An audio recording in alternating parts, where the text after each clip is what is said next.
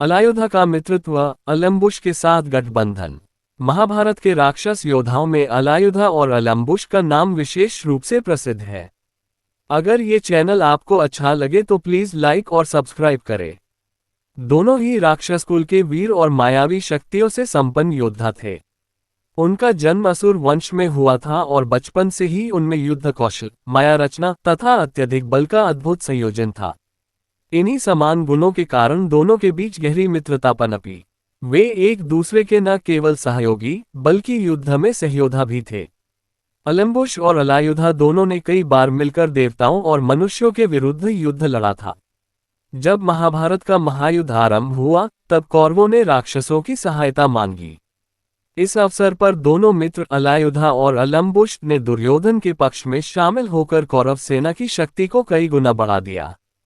इनका रण में उतरना पांडवों के लिए एक नई चुनौती बन गया, क्योंकि दोनों में मायावी रूप बदलने, आकाश में उड़ने और शत्रु को भ्रमित करने की असाधारण क्षमता थी।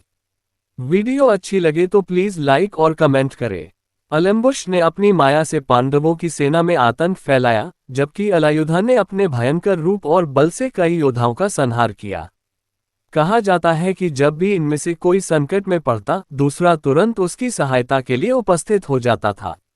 उनकी यह मित्रता केवल युद्ध की रणनीति तक सीमित नहीं थी, बल्कि एक दूसरे के प्रति सच्चे विश्वास और सम्मान पर आधारित थी।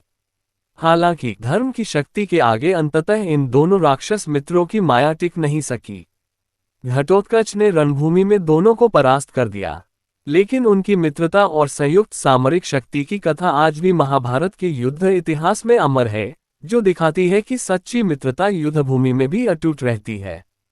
अगर ये चैनल आपको अच्छा लगे तो प्लीज लाइक और सब्सक्राइब करें।